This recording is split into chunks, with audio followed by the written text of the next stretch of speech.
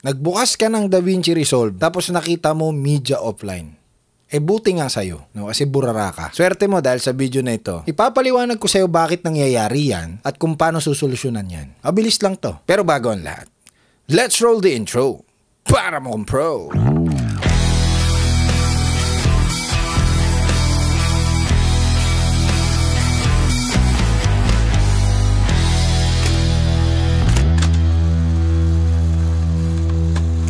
Hey, what's up guys? John Ryan here and puy, maraming salamat po sa pagbabalik nyo dito sa channel namin ni Kuya Ryan nyo. Media offline files. Hindi mo maintindihan, pagbukas mo ng ng DaVinci Resolve mo, puro pula, puro media offline files yung nakikita mo. At wala kang ma-play, wala talaga.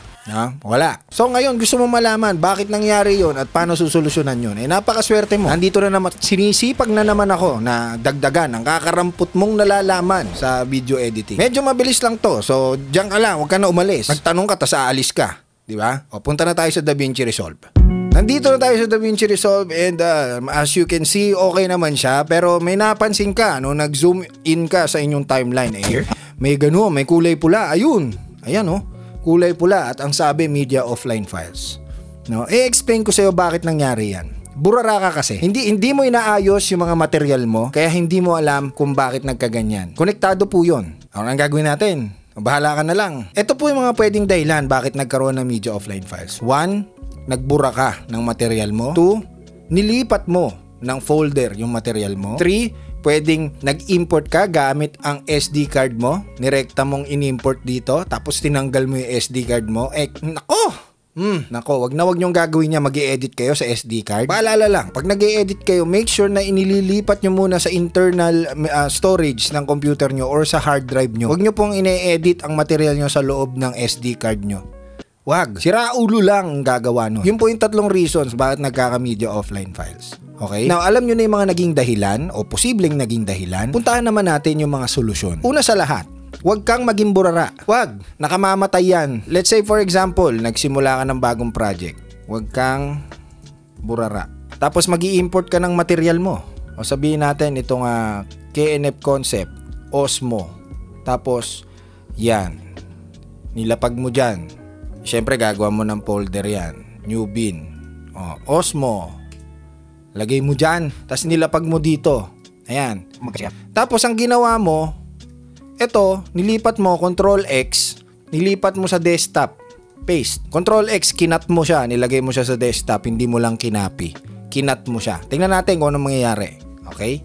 Hintayin lang natin to. Gawin natin, yan na. Nalipat na siya sa desktop mo.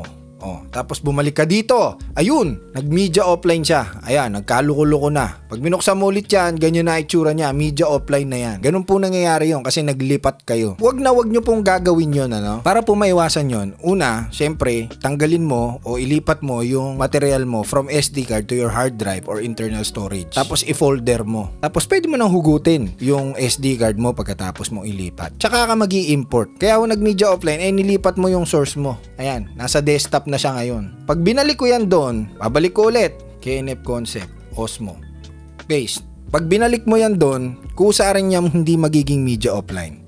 Kasi masa-search o malalaman ni DaVinci Resolve na nandun yung material mo kung saan mo siya hinugot or in-import. Ang ruling kasi, kung saan mo siya hinugot, para i-import sa DaVinci Resolve, huwag mo siya aalisin doon hanggat di ka pa tapos sa project. Kaya nagkaka-media offline dahil naiba yung location or nawala yung source nung mismong material na yun. Kaya ako, pag nag-i-edit ako, hindi ako naglilipat ng material hanggat di pa tapos yung project na yun. Yun lang. Napakadali lang intindihin.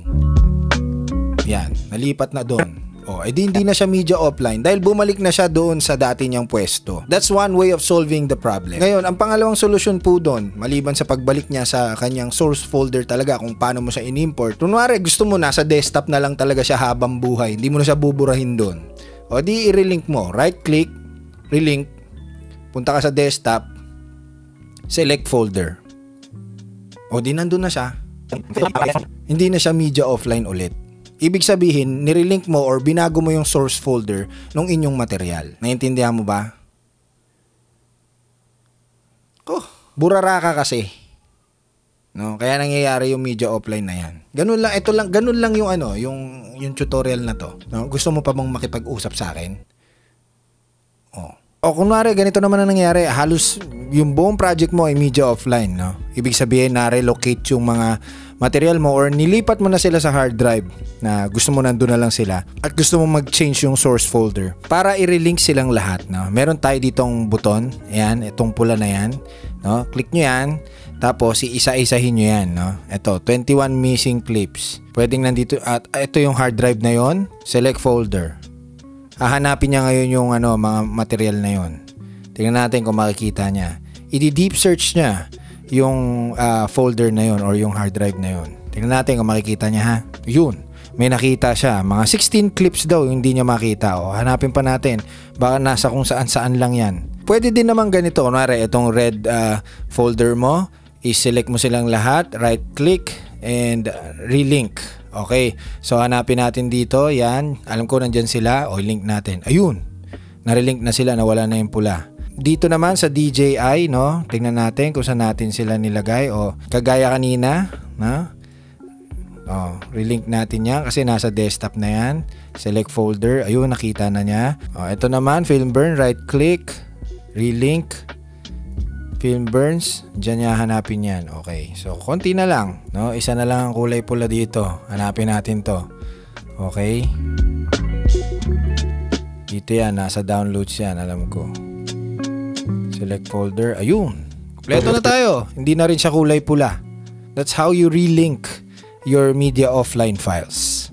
Napakadali lang pong solusyonan. Basta hindi mo po dinelete or nireformat yung hard drive na yun. That's it for this tutorial. Nadagdagan na naman. Ha? Nadagdagan na naman ang kakarampot mo at pupugak-pugak mong editing skills. Now, if you like this video, please give it a thumbs up. Subscribe if you haven't already and click that bell as well. Once again, this has been John Ryan. Thank you so much for being here and see you in the next video. Huwag kang burara, okay? Yun lang naman yun. Huwag kang burara. Ang video editing ay para sa mga organisadong tao. Hindi kagaya mo. No? Linisin mo yung kwarto mo, ha? Linisin mo yan. Ha? Kung ano-ano, mga tissue, mga nagtututong na medyas. Nako.